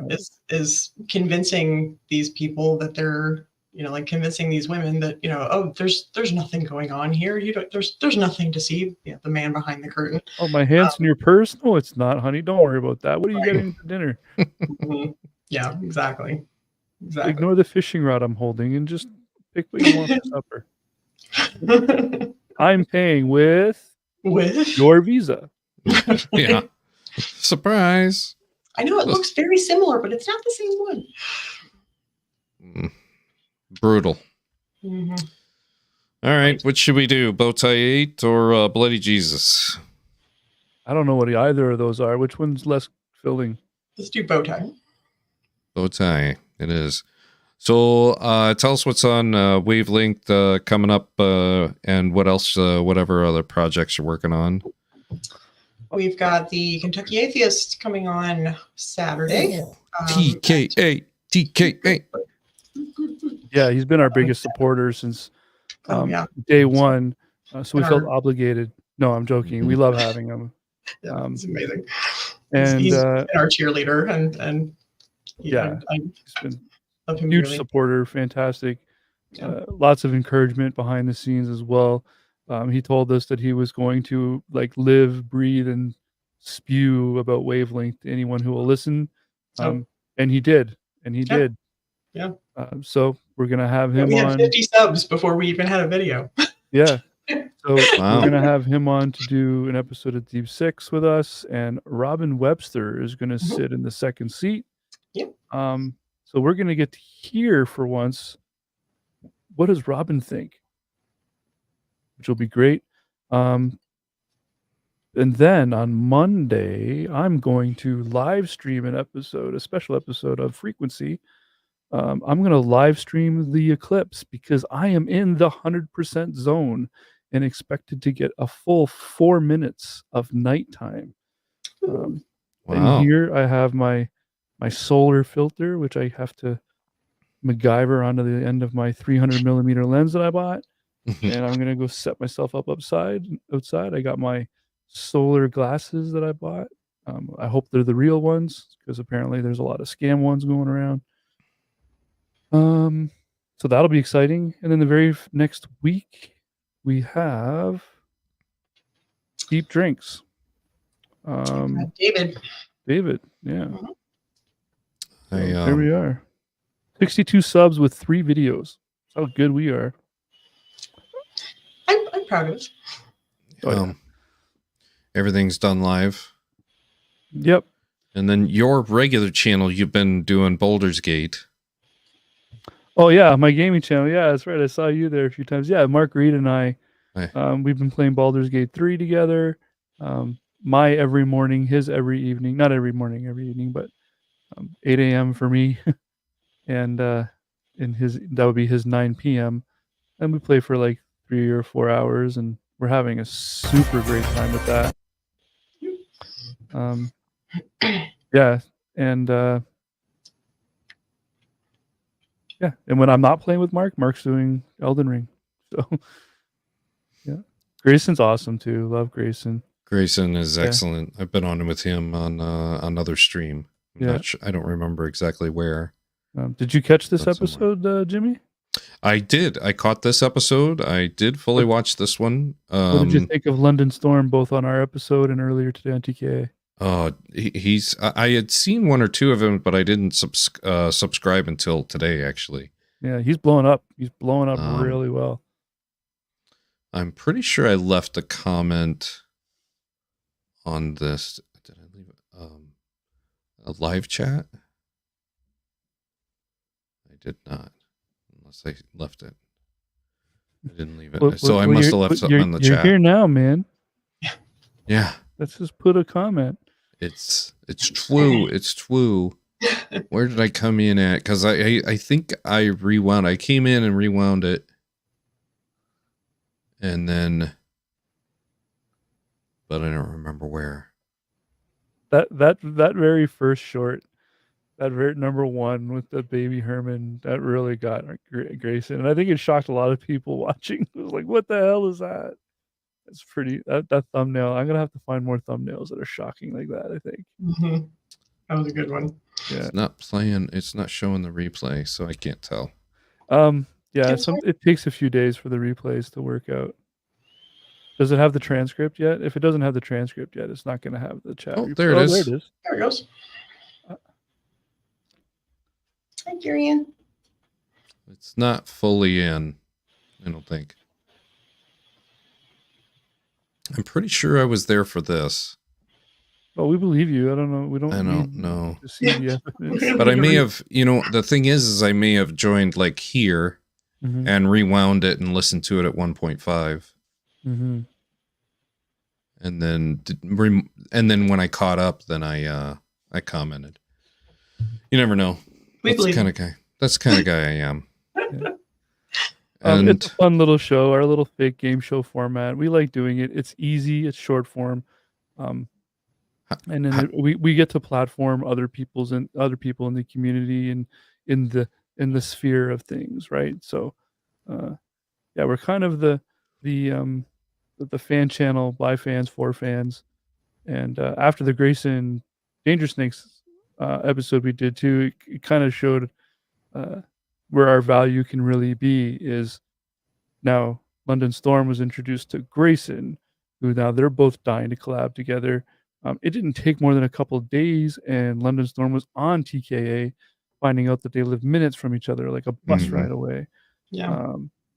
So yeah, you know what? I think the community as a whole, we all need to come together, right? Like everyone's sitting on a couple thousand subs, all scrambled all over the place.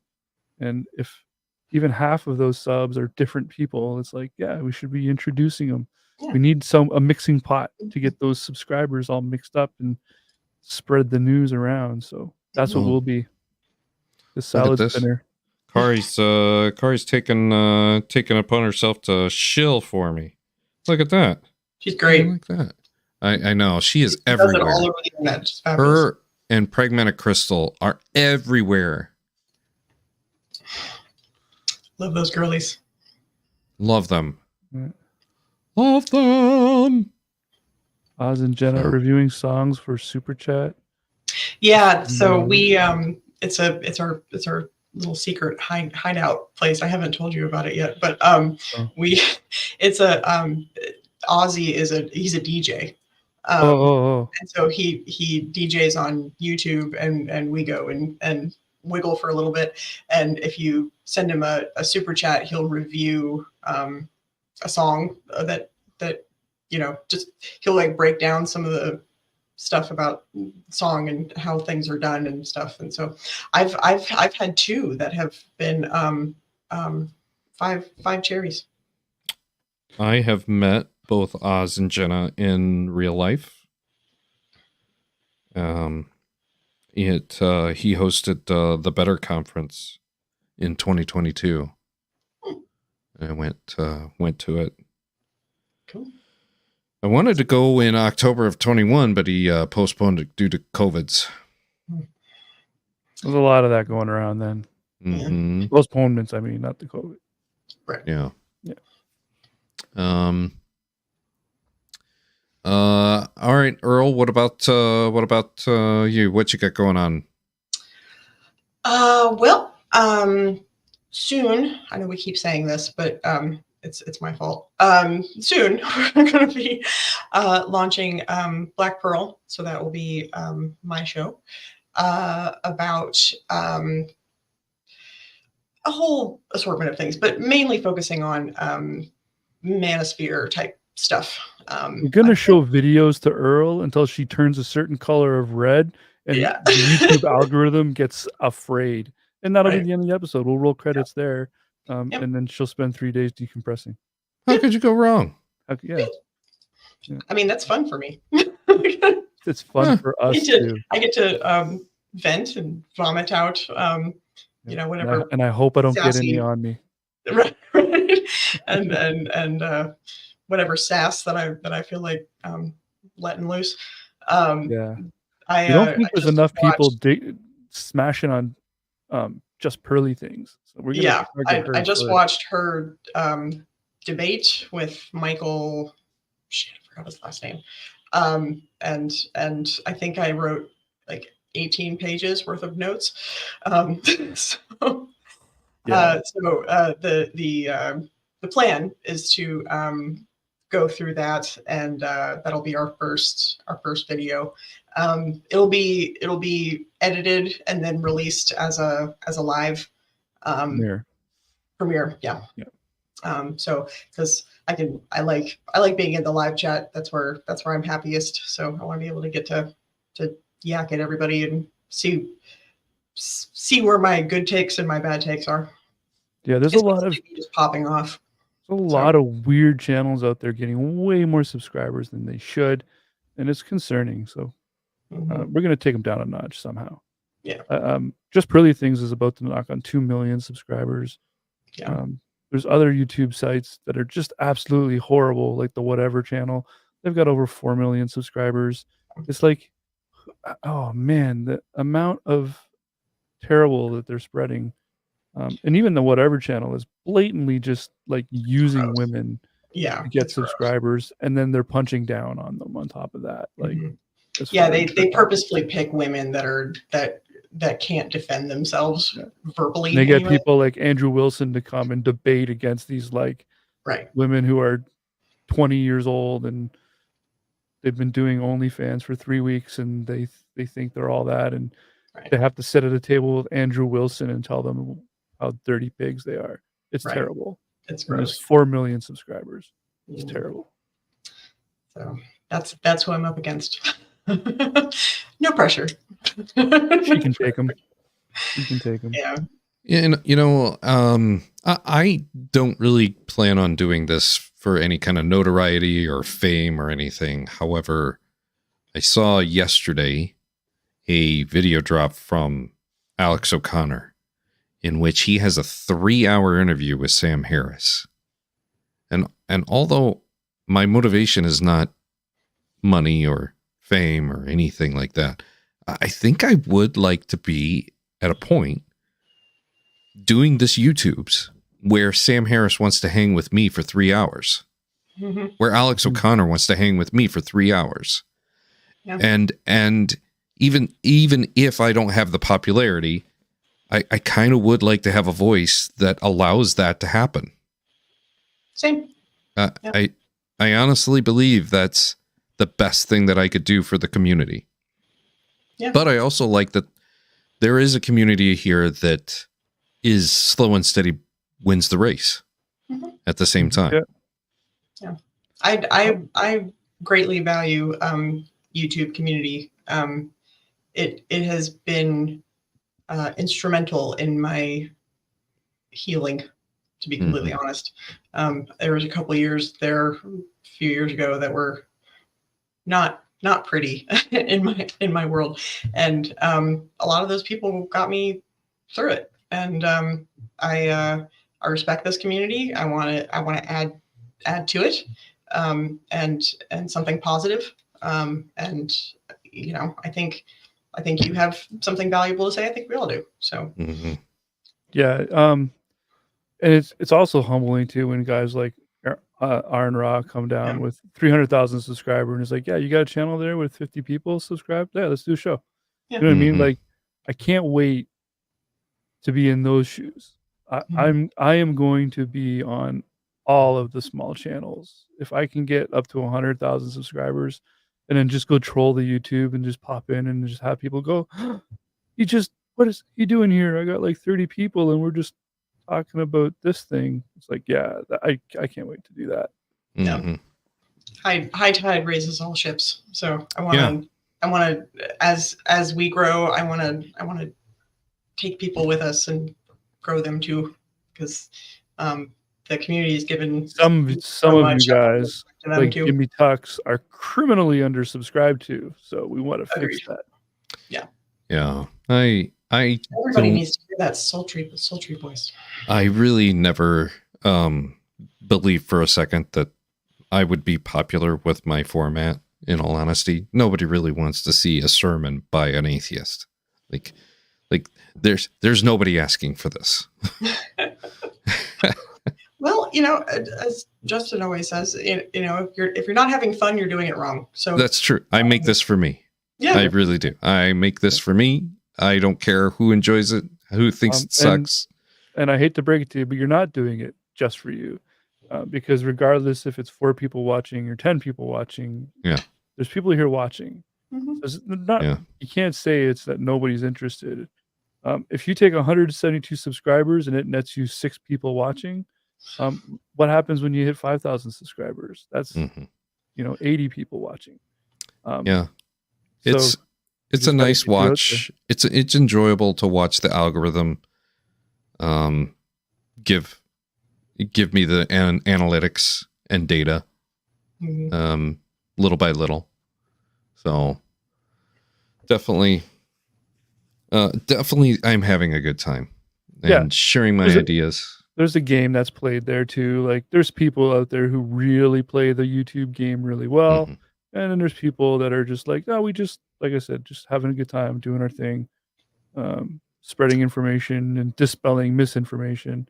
Like I can tell you, James over on Modern Day Debate, he plays the algorithm like a musician. Like, people often are like, oh, another one of these debates. It's like, yeah, well, there's 3,000 people watching it live, and he knew there would be, like, he could tell you exactly how many people are going to be there to watch a particular debate live and why they're going to be there.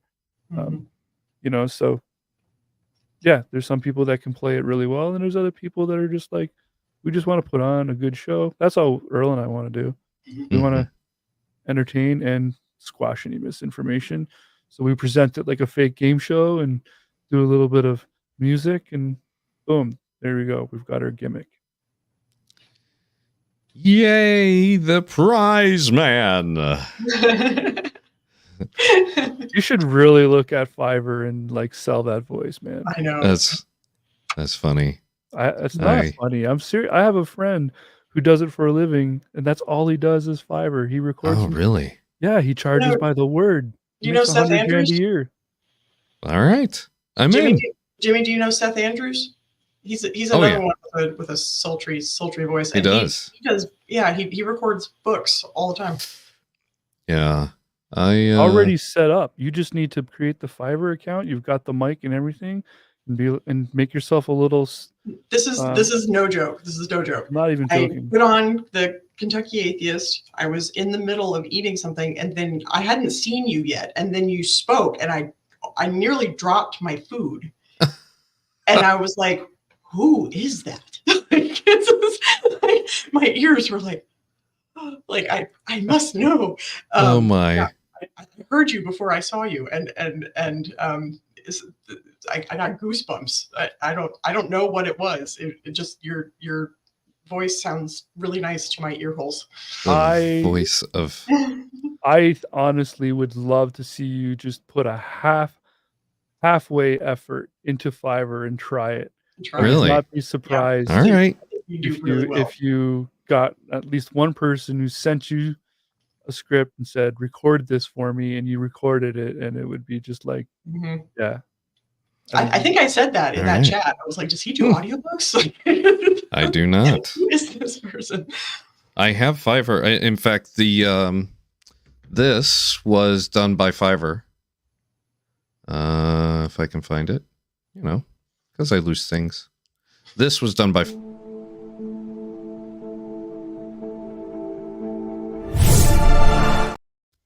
Yeah.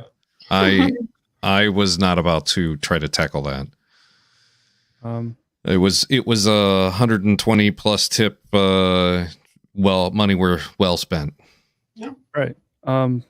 Yeah, you should totally do a half-hearted attempt at it as far as the voiceover work goes. I Yeah, would not be get a couple surprised. of little, as a resume, just do a couple little blurbs of reading. Here's your demo project. Yeah.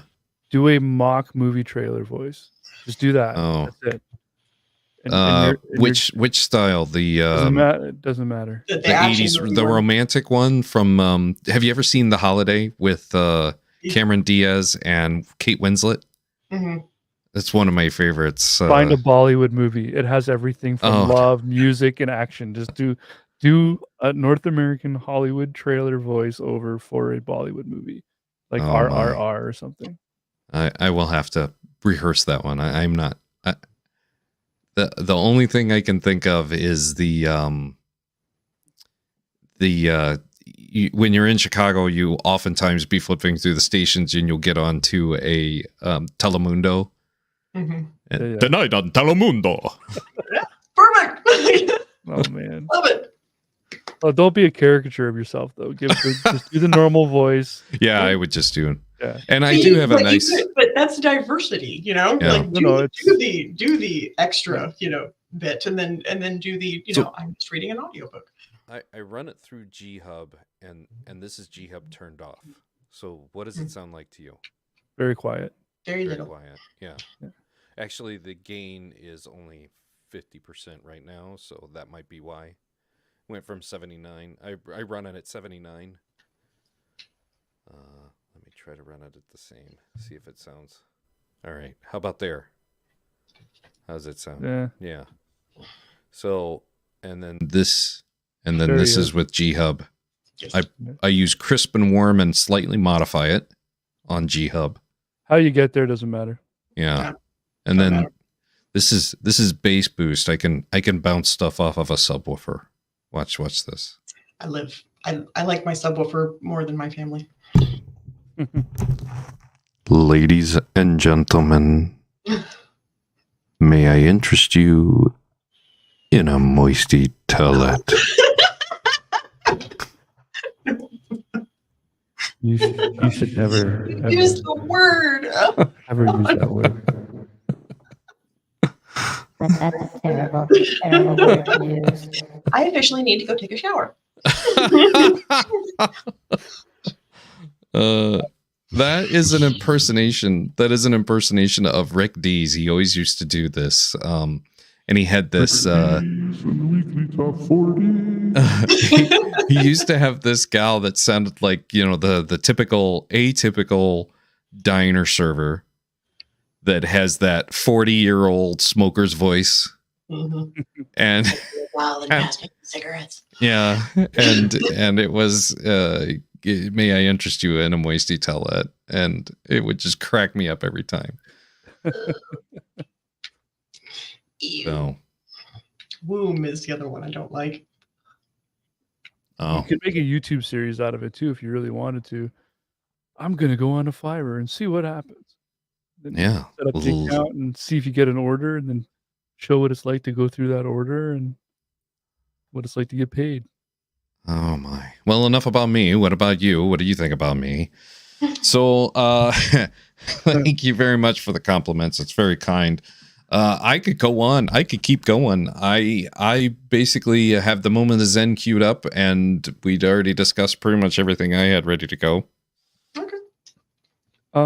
Well, I have to get up in about 7 hours. Yeah. I'm not sure if I'm playing with Mark tomorrow. No, I'm not playing with Mark tomorrow, but yeah. We could just go drinking for the rest of the night. Yeah. If you want. You're in Toronto area, was it? Yeah, close enough. Yeah, Niagara Falls. Niagara Falls. Okay. Yeah, I can literally see the mist of the falls on my window. Oh wow. Vice Rhino is in that area. If I'll you be know careful. who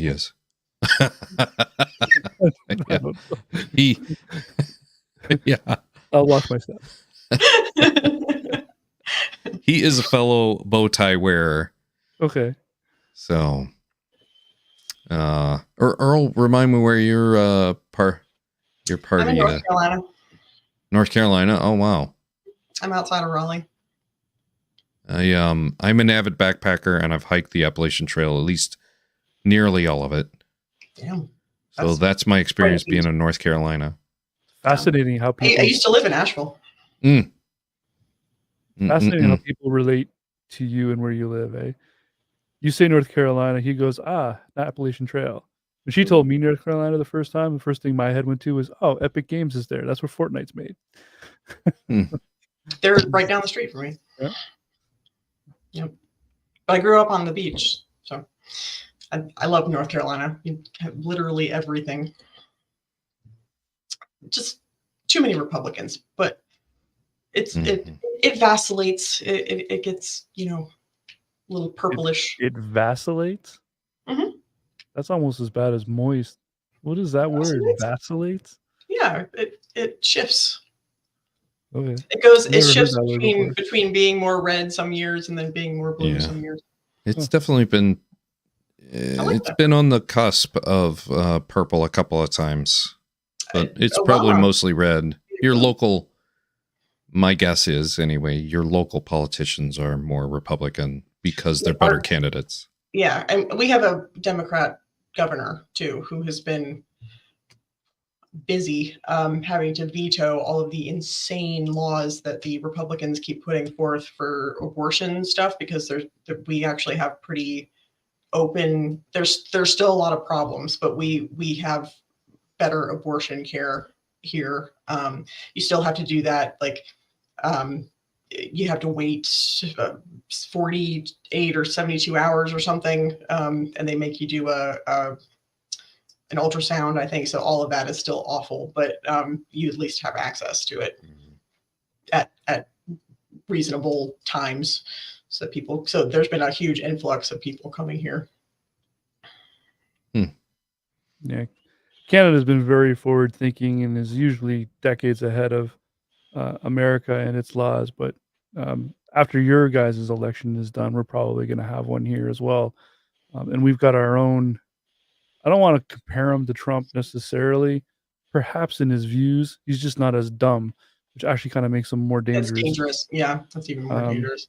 I can totally see some of the rights that Canadians have been enjoying since before the millennium slowly disappearing, like gender affirming care or I know Alberta has already kind of like put the kibosh on gender affirming care, which is included with our healthcare, so it was free. Yeah, it's and for I get insurance through the ACA, and it's my insurance would cover that.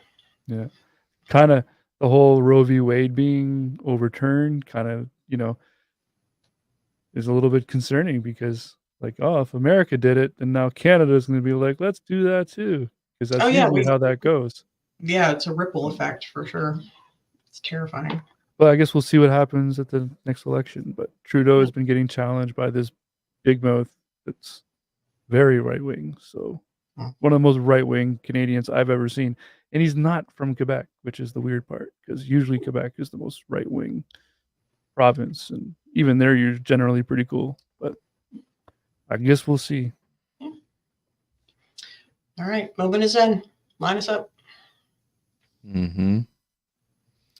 I wanted to do a shout out to Onshaw podcast. They had me on a couple of weeks ago, and they had Paul Clark, and he was talking about his courses, and it's basically a good, well-rounded things to think about. I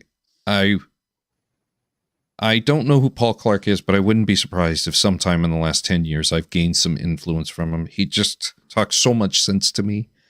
And the way he I wanted to go over this, then wanted to show a little bloody Jesus.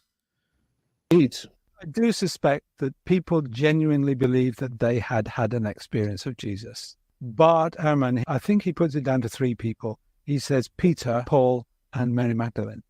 That those 3 genuinely believed that they had an experience of Jesus of some kind. So ultimately, to give quite a stark conclusion that you have come to, and perhaps the characters in your book do too, is that the Christians of the world are essentially following an invented religion. Yeah, one of the things I write about in the book, I got from a lady called Karen Armstrong. She's a writer who used to be a nun, and she's written about her experiences as being a nun. And she thought of herself as a freelance theist, that she wasn't a follower of any particular religion, but she did still believe in God. I understand she's moved on and is more influenced by Confucianism and things like that. She distinguishes between mythos and logos. Yeah. Mythos meaning myth, and logos meaning logical truth.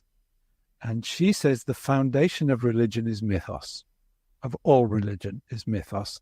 And that's not a bad thing in her eyes. She says you should never ask whether a myth is true.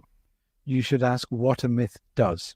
And in her view, myths do 4 things. They explain, which is why we've got things like the creation myth, etc.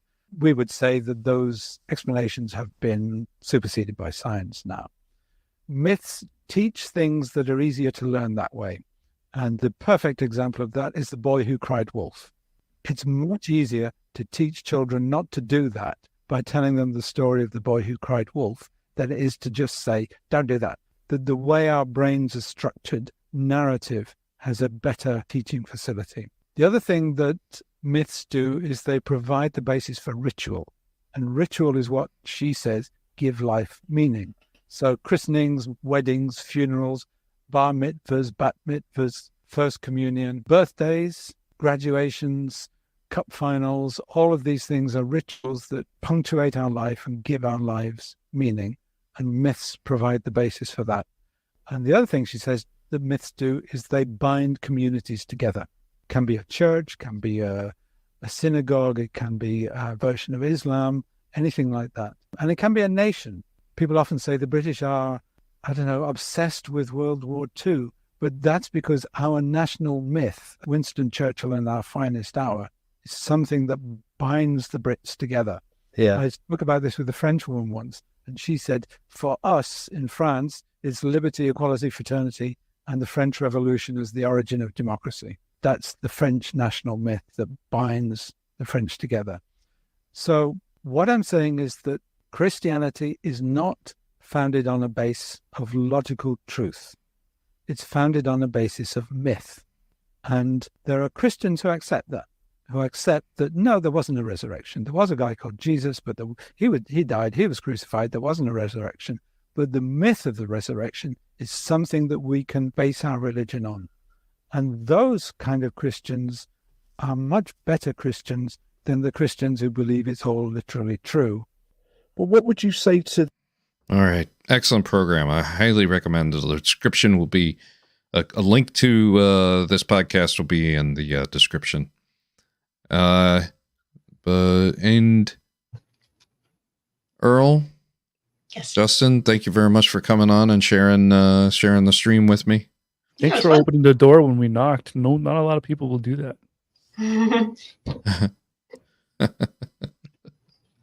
Who is it? Peepholes made it so hard for me to visit. I can meet you Bayside. We talked to You didn't have any fun. We talked about porn, and we talked about porn, and we talked about Robin swallowing, and we talked about... I think there was something else I don't remember. I don't remember anything else either. A little bit of Christian bad, a little bit of Christian good, a lot more Christian bad. Christianity is a scam. That's what it was. Christianity is a scam. Christianity is a scam. Porn is the true God. Oh, on your knees. All hail the chalice. All right. As requested, the bow tie 8, ladies and gentlemen, beware of your free gift of salvation. It is how the scam begins.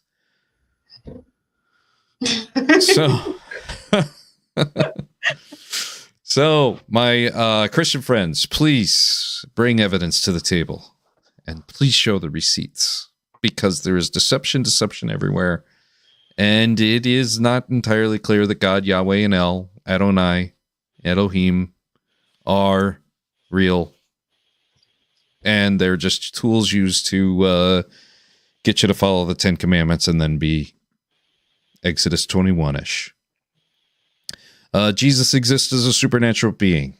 It's pretty believable that there was a human being who went around and preached a whole bunch, but it is not clear that that being was of a supernatural. The Holy Spirit just needs a receipt. Show the receipts. Show the receipts if you don't know what that means. It means I'm asking you, genuinely, to provide information and evidence that Satan and the devil exist. The Satan or the devil don't care if we have free will. They just don't. You should be able to provide evidence. And that there's demons and angels and heaven and hell. Any one of these 8 entities, if you have evidence for them, please share them with us.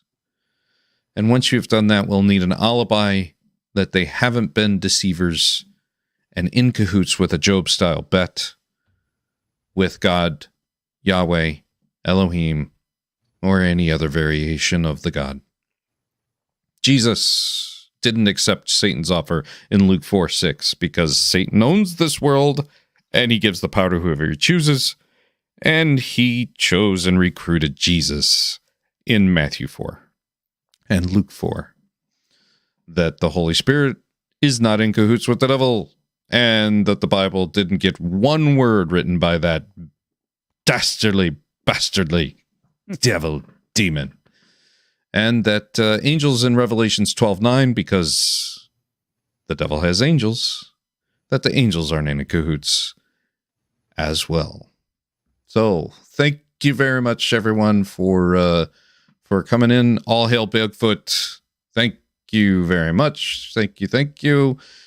And again, thanks, Justin and Earl. It was my pleasure to have you on. Oh, it was so nice to be with you these 2 hours. And we're going to leave you with a moment of Zen. Bow tie bless to you all. And Ride the wavelength. Right, yeah. Go find wave. Ride the wavelength. Yeah. All right, let's get this one right here. Share and load at the stage. Layout. Let's go. One thing I knew, I was a sinner. And And that's the first thing you've got to realize, that you're a sinner and you need help. So now in the 60s and the first part of the 70s, you had the biggest in America. Can you tell me about that? Mine was the same size Brother Allen had. My automatically went up. I saw footage of that. I did so much, I can't remember everything. There were so many people. Have to perform. Is that true? Never heard that. That's a new one. I kind of like that, though. They're all great. The gowns they have with the opening in the back and an elevator. Oh! That's awesome. I'm sorry, I'm just... Yes. Yes.